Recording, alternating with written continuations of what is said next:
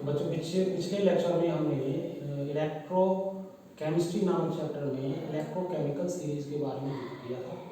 उसमें मैंने आपको बताया इलेक्ट्रोकेमिकल सीरीज जो है वो बनाई गई, विभिन्न धातुओं के हमने इलेक्ट्रोड्स बनाए और उन धातुओं के इलेक्ट्रोड्स बनाने के बाद उनके विभव निकाले सी के सापेक्ष, मतलब सी मतलब स्टैंडर्ड हाइड्रोजन इलेक्ट्रोड, मानक हाइड्रोजन इलेक्ट्रोड के सापेक्ष उन सभी धातुओं के जो हमने इलेक्ट्रोड्स बनाए उनके विभव निकाले और उन विभवों को या तो बढ़ते हुए क्रम में या घटते हुए क्रम में जब हमने लगाया तो हमको एक श्रेणी प्राप्त हुई जिसको हमने विद्युत रासायनिक श्रेणी और इंग्लिश में उसको बोलते हैं इलेक्ट्रोकेमिकल सीरीज, उसको प्राप्त हुई। तो ये जो इलेक्ट्रोकेमिकल सीरीज प्राप्त हुई उसके बारे में कल मैं पिछले लेक्चर में बता चुका, और इसका हम प्रयोग कैसे करेंगे या क्वालिटेटिव एस्पेक्ट्स में इसका हम यूज़ कैसे करेंगे वो मैं आज आपको सिखाने जा रहा हूँ। ठीक है, सपोज जैसे पहला क्वेश्चन हम लेते हैं, मैं आपको एक बार फिर बता दे रहा हूँ थोड़ा सा इसमें ताकि आपको पता चल जाए। ये आपकी इस तरीके की जो विभिन्न धातुएं थी उनका हमने सी के सापेक्ष इलेक्ट्रोड विभव निकाला और सी का इलेक्ट्रोड विभव कितना माना था, 0। ठीक है, जो कि क्या था, मानक हाइड्रोजन विभव था। तो आप देखो यहाँ पे हाइड्रोजन का जो इलेक्ट्रोड विभव हमने 0 माना है।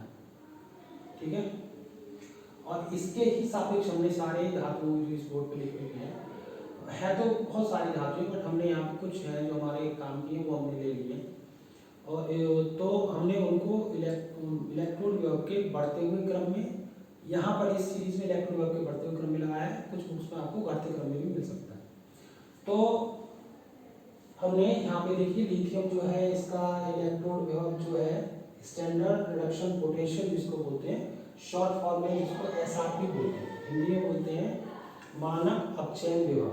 मानक को बोलते हैं इंग्लिश में स्टैंडर्ड, अपचयन को बोलते हैं रिडक्शन, विभव को बोलते हैं पोटेंशियल। तो हो गया standard reduction potential, short form में हो गया एसआरपी। तो यहाँ पे लिथियम का एसआरपी जो है वो कितना है, -3.45 वोल्ट है। ठीक है, और पोटेशियम का कितना है हमारा, -2.93 वोल्ट है। ठीक है, तो इससे क्या फर्क पड़ रहा है, -2.93 वोल्ट है। तो आप देखो जो धातु नीचे रखी है, जैसे लिथियम के नीचे पोटेशियम रखी है, तो इसका मानक इलेक्ट्रॉन विभव का मान क्या है, ज्यादा है।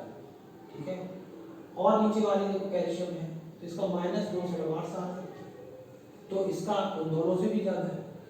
और इसके बाद सोडियम है, तो जो धातु जिसके नीचे रखी गई है उसके इलेक्ट्रोड विभव का मान क्या है, ज्यादा है। उसका बहुत जब बोल ही रहे हैं इलेक्ट्रोड विभव के बढ़ते हुए क्रम में, दैट मीन्स नीचे को आप चलते जाओगे तो आपको कितने उसका इलेक्ट्रोड विभव क्या मिलेगा, आपको बढ़ता हुआ क्रम मिलेगा। मतलब दैट मीन्स नीचे जो रखी हुई धातु है वो क्या है, आपकी ज्यादा इलेक्ट्रोड विभव वाली है। ठीक, एक ये बात समझ लो। दूसरी बात यहाँ पे जो हमको याद करनी है, कैथोड पे हमेशा रिडक्शन होता है, और रिडक्शन किसका होगा, जिसका रिडक्शन पोटेंशियल क्या होगा, हाई होगा।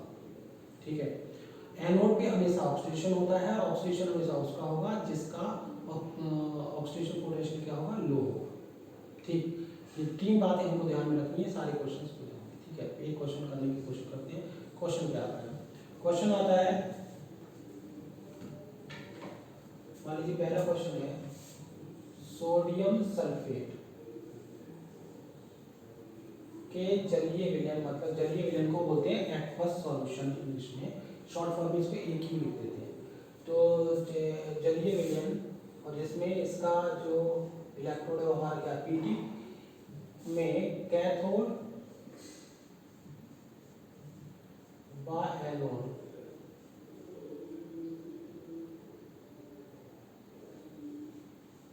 पर क्या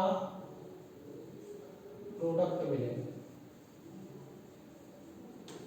ठीक है, अगर Na2SO4 का जलीय विलयन है और उसमें हमने अपना प्लेटिनम का एनोड लगाया है, तो इसके लिए हमारे लिए प्लेटिनम के एनोड पर हमें क्या, मतलब कैथोड पर हमको कौन सा प्रोडक्ट मिलेगा और एनोड पर हमको कौन सा प्रोडक्ट मिलेगा, ये हमारा क्वेश्चन है।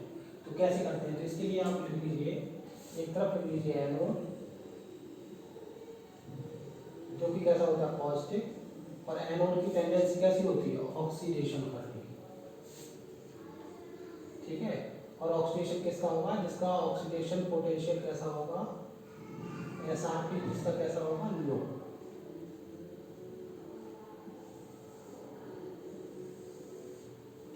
कैथोड, ठीक है जी, क्या होता है नेगेटिव, इसमें क्या होता है रिडक्शन। और रिडक्शन के लिए क्या चाहिए, जिसका एसआरपी क्या होगा, हाई। ओके जी। तो ये हमको दो बात याद रखनी है। और हम ये देखेंगे कि यहाँ पर आपका सोडियम सल्फेट का एक्वस सॉल्यूशन में हमको कैथोड और एनोड पर क्या प्रोडक्ट मिलते हैं।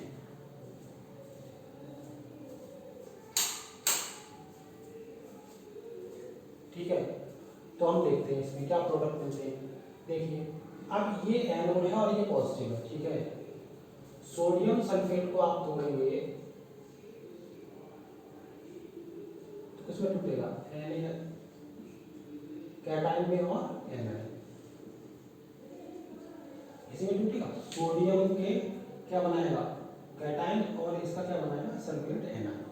तो आप अपोजिट चार्ज एक दूसरे को क्या करते हैं, अट्रैक्ट करते हैं, ठीक है।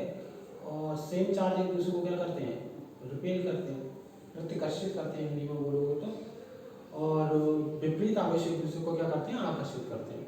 तो यहाँ पर आपका देखो, एनोड आपका पॉजिटिव है, तो इसके पास कौन आएगा, ये आपका कैटाइन आएगा, एनाइन आएगा। तो ये नेगेटिव चार्ज वाली चीज है वो इसके पास आएगी, ठीक है। तो इसके पास कौन आएगा, सल्फेट, मतलब आपका एनाइन। और ये सोडियम कहाँ जाएगा, कैथोड पे, क्योंकि कैथोड कैसा है आपका, नेगेटिव।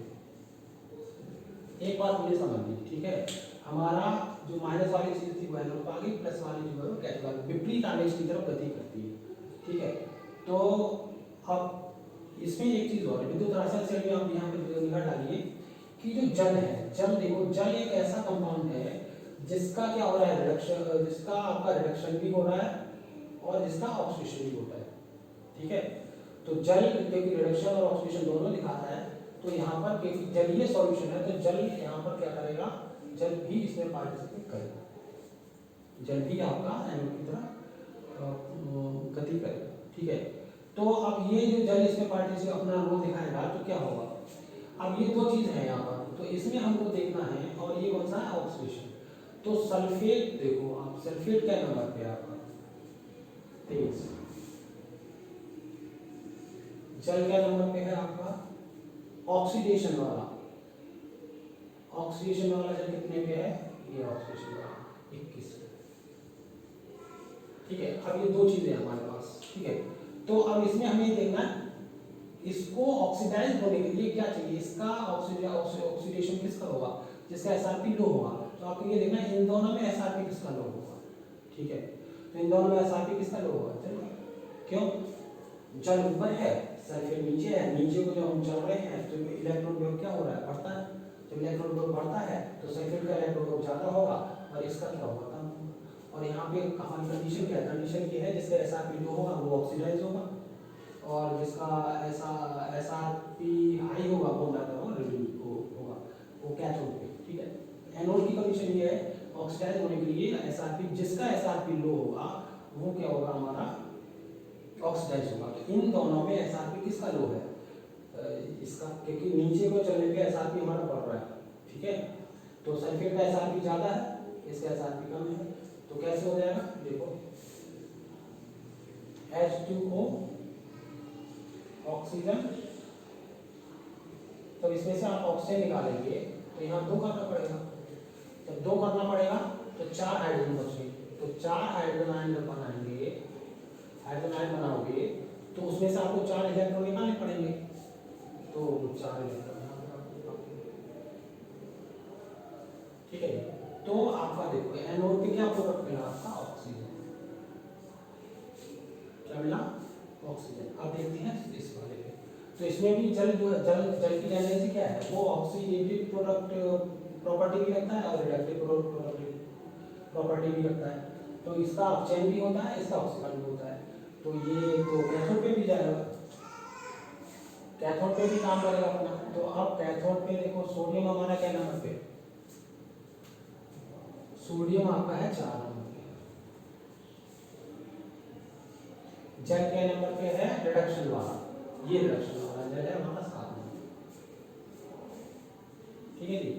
अब इन दोनों में इन संख्याओं से ये पता चल रहा है, संख्याओं से मतलब ये है जो संख्या क्रम में ज्यादा होगी उसका इलेक्ट्रॉन विभव ज्यादा होगा, जो जिसके लिए संख्या कम मिलेगी उसका इलेक्ट्रॉन विभव कम होगा, सीधा सा ये सिद्धांत है। अब हमें देखना है कि कैथोड पे रिडक्शन उसका होगा जिसका एसआरपी क्या होगा, हाई। अब इन दोनों में हमारा एसआरपी किसका हाई होगा, किसकी संख्या ज्यादा है, 7, क्योंकि वो नीचे पड़ेगा, ये 4 है ये नीचे 7 है, तो नीचे को चल रहा है तभी तो बढ़ रहा है, तो इसका क्या होगा हाई, तो इसका क्या होगा रिडक्शन। तो रिडक्शन के लिए आप क्या करेंगे, जल लेंगे, उसमें क्या बनता है रिडक्शन का, हाइड्रोजन निकलेगा और OH है। ठीक है, तो इसको 2 से कर देंगे, और जब ये आप यहाँ पर H बनाएंगे तो 2 इलेक्ट्रॉन उसको क्या करेंगे,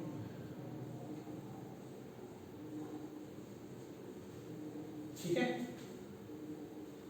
ये इलेक्ट्रॉन्स को क्यों ग्रहण करेंगे, इसको और ज़्यादा डिटेल में समझना है तो जल आप कैसे लिख सकते हैं, H एंड OH करके। ठीक है जी।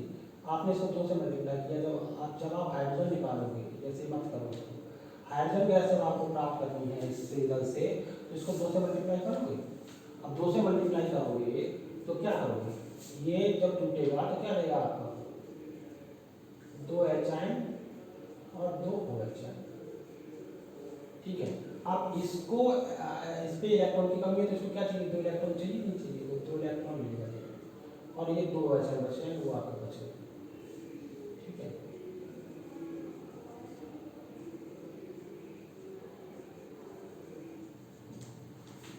ठीक। ये 2 इलेक्ट्रॉन कहाँ से आए वो मैंने समझाया, जल को आप ऐसे भी लिख सकते हैं, आप इसको जब तोड़ोगे तो H मिलेगा, OH पे इलेक्ट्रॉन की कमी, तो उसको 2 इलेक्ट्रॉन चाहिए, एक हाइड्रोजन को 1 चाहिए तो 2 को 2 चाहिए, तो इसलिए हमको यहाँ पे 2 इलेक्ट्रॉन लेने पड़ेगा। OH आपके 2 है, वो ऐसे निकले, हाइड्रोजन आपको मिला, तो आपको कैथोड पर जो प्रोडक्ट मिला वो क्या मिला आपको, हाइड्रोजन मिला। ठीक है, इस तरीके से ये होता है। तो सोडियम सल्फेट के एक्वा सॉल्यूशन में जिसमें प्लेटिनम का आपका एनोड लगाया है, उस पे कैथोड पर आपका क्या मिलेगा, हाइड्रोजन मिलेगी, एनोड पे आपको क्या मिलेगी, ऑक्सीजन मिलेगी, ये आपका। ठीक है, तो इसका स्क्रीनशॉट ले लीजिए, फिर आगे बताते हैं, एक क्वेश्चन और करते हैं।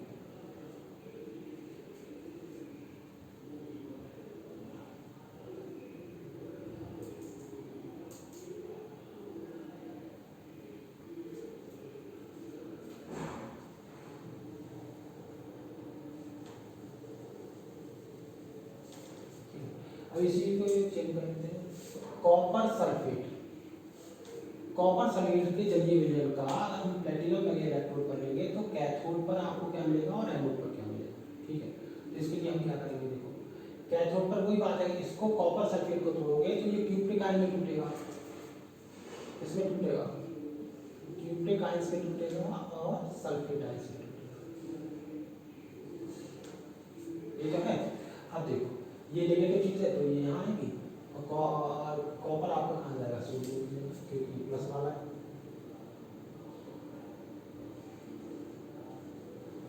ठीक है, अब जल की नेचर मैंने बताया, वो रिडक्टिव प्रोडक्ट अपचयन की प्रकृति भी रखता है और ऑक्सीकरण की भी प्रकृति रखता है, तो यहाँ पर जल भी आएगा। ठीक है, तो ये पहली कंस्टिट्यूशन तो जल सल्फेट की प्रकृति वही होगी जो हमने अभी समझी। ठीक है, इसमें तो कोई चेंज नहीं है, ऑक्सीजन ही मिलेगा यहाँ पे। यहाँ आते हैं, यहाँ देखते हैं क्यूप्रिक आयन जो है वो देखो आप कितने नंबर पे। ठीक है, क्यूप्रिक आयन हमारे कितने नंबर पे, 16 नंबर। ठीक है जी, तो जल हमारा है कितने पे, अपचयन वाला 7 नंबर। तो दोनों में किसकी प्रॉपर्टी, और इसको लिए रिडक्शन के लिए क्या होना चाहिए, एसआरपी हाई होना चाहिए। तो जल में और कॉपर में एसआरपी किसका हाई होगा, ये 7 नंबर पे है, ये रिडक्शन वाला ये है ना, हाइड्रोजन निकल रही है, और ऑक्सीजन वाला ये है 21 नंबर पे। तो इसमें 7 नंबर पे 16 पे, तो क्रम में 16 बहुत नीचे जाएगा, तो इसका एसआरपी क्या होगा, बहुत ज़्यादा होगा। तो यहाँ पे क्या होगा, जल की पहले वाले में क्या था, जल था, यहाँ पर जल नहीं होगा, यहाँ पे कौन होगा आपका, क्यूप्रिक आयन होगा, वो रिड्यूस होगा।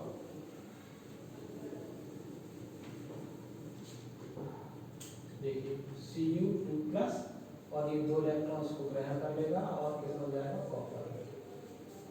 ठीक है, तो आपको मैंने ऑक्सीडेशन के आधार पर क्या बताई थी, जब किसी परमाणु की ऑक्सीकरण संख्या में वृद्धि होती है तो क्या होता है ऑक्सीजन, कमी होती है तो अपचयन।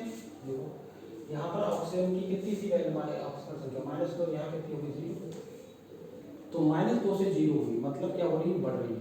ठीक है, इसका मतलब क्या हो रहा है ऑक्सीजन। यहाँ देखो +2 से 0 हो रही है, +2 से 0 हुई, दैट मीन्स क्या हो रही है, घट रही है, तो इसका क्या हो रहा है अपचयन। ठीक है, तो हमारा क्या मिला यहाँ पर, प्रोडक्ट क्या मिला हमारा, एनोड पर प्रोडक्ट मिला ऑक्सीजन और कैथोड पर प्रोडक्ट क्या मिला हमारा कॉपर। ठीक है, तो इस तरीके से होगा, इसका स्क्रीनशॉट ले लीजिए।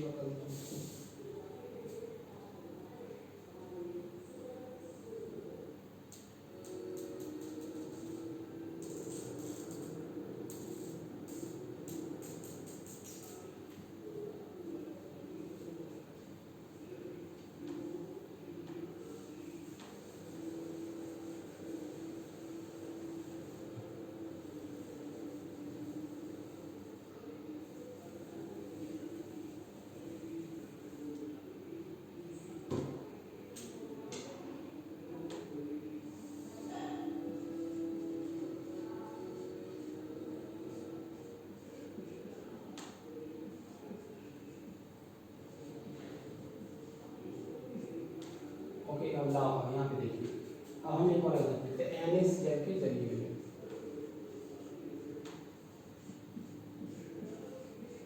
ठीक है, तो आप देख लीजिए इसमें क्या होगा, क्लोरीन नेगेटिव है तो एनोड पे जाएगा, ये एनोड का पॉजिटिव, और जल मैंने बताया वो तो है ही आपका, और यहाँ पे सोडियम कहाँ जाएगा,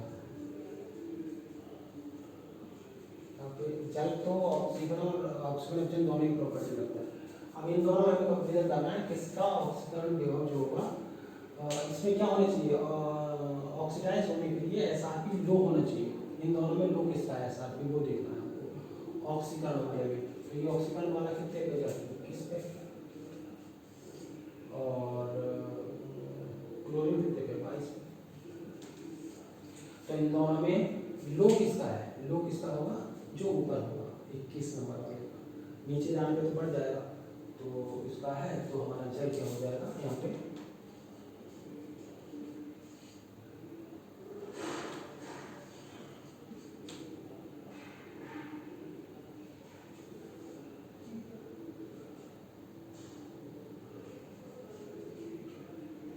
जैसे अभी अभी बताया ऑक्सीडेशन प्रॉपर्टी हो जाएगा।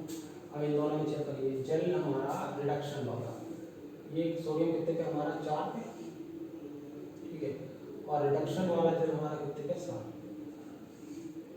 ठीक है, तो इसमें क्या होगा, जिसका SRP हाई होना चाहिए, ठीक, तो हाई किसका है जल का,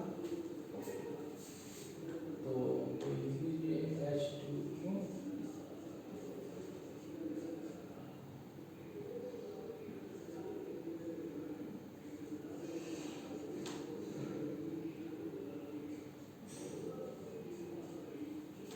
इस तरीके से। ठीक है, तो ये आप आगे एक और इसका स्क्रीनशॉट ले लीजिए।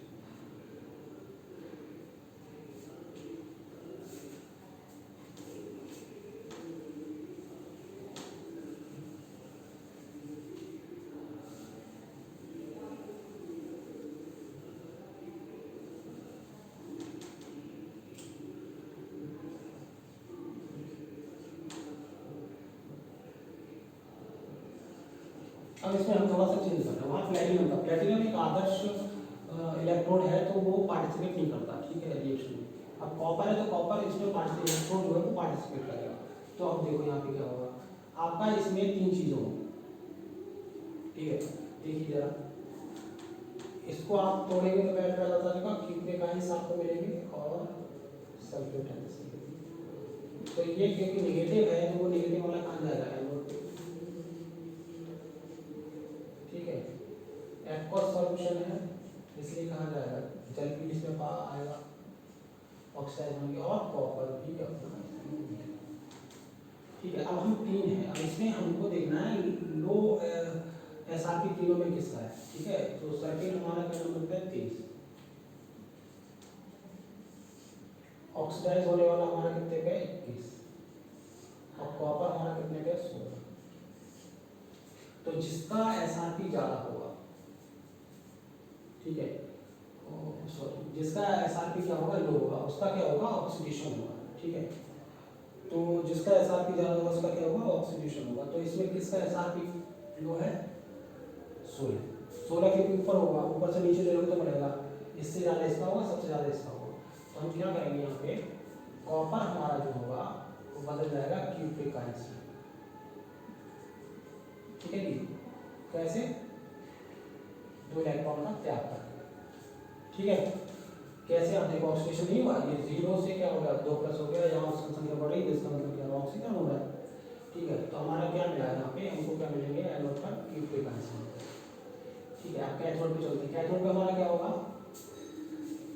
नेगेटिव है तो कौन होंगे क्यूप्रिक आयन, साथ में जल होगा और कॉपर, ठीक है। क्यूप्रिक आयन कितने पे 16 पे, और ये कितने पे है जल कितने पे आपका रिडक्शन वाला 7 पे, ठीक है। तो इसमें क्या होगा आपका, इसमें आपका ज़्यादा SRP वाला क्या होगा वो आपका अपचयित होगा, ठीक है, रिड्यूस होगा। तो ज़्यादा किसका है क्यूप्रिक आयन का, तो क्यूप्रिक आयन आप क्या करेंगे इलेक्ट्रॉन को ग्रहण करेंगे और कॉपर को ग्रहण। अब यहाँ देखिए यहाँ पे क्यूप्रिक आयन 2 प्लस से 0 हो रही है, ठीक है। तो यहाँ पर कॉपर का क्या हो रहा है ऑक्सीकरण, और कॉपर का क्यूप्रिक आयन का क्या हो रहा है रिडक्शन हो रहा है, ठीक है। तो ये एक ऐसा एग्जाम्पल है जिसमें कॉपर अपचयित हो रहा है, कॉपर ही क्या हो रहा है उपचयित हो रहा है। उपचयित बोलते हैं ऑक्सीकरण को ही दूसरे शब्द में उपचयित बोलते हैं, ठीक है।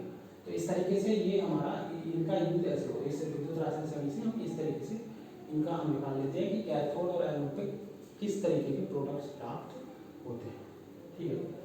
तो ये हमारे कुछ एग्जाम्पल्स थे, ठीक। अब देखो इसका मैं एक आपको एग्जाम्पल बताता हूँ, ये अपचयित और इसका कैसा होता है यहाँ समझ लेते हैं। जैसे कभी कभी क्या होता है, अब जब आप धातु कण जब पढ़ेंगे तो उसमें होता है कि जब धातु अशुद्ध धातु होती है उसमें कुछ अशुद्धियाँ रह जाती हैं बहुत कम मात्रा में, और हमको उनको 100% प्योर करना है, तब इस विधि का प्रयोग करते हैं, ठीक है। जैसे इसी के एग्जाम्पल से समझ लें, जैसे हम एक सेल में और उसमें हमारी जो शुद्ध धातु की छड़ है उसको पतली लेते हैं और उसका बनाते हैं कैथोड,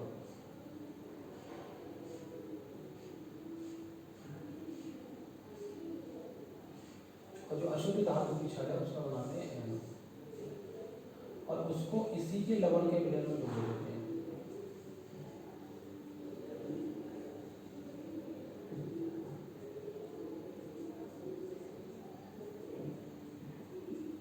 ठीक है।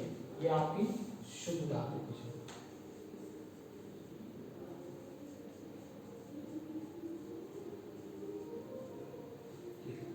ये आपकी कैसे अशुद्ध,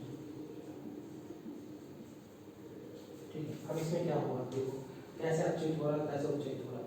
यहाँ देखिए ये आपकी जो अशुद्ध धातु की छड़ है इसमें से क्यूप्रिक आयंस ये पॉजिटिव है, तो पॉजिटिव आने के लिए क्या करेगा आदमी, यहाँ पे कॉपर जो होगा विलन में आ जाएगा क्यूप्रिक आयंस के रूप में, ठीक है।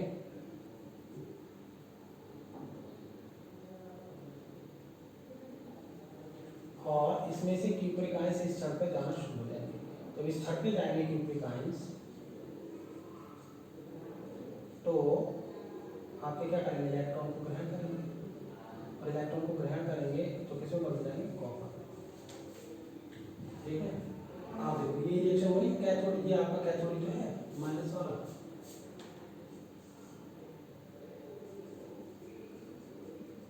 ठीक है।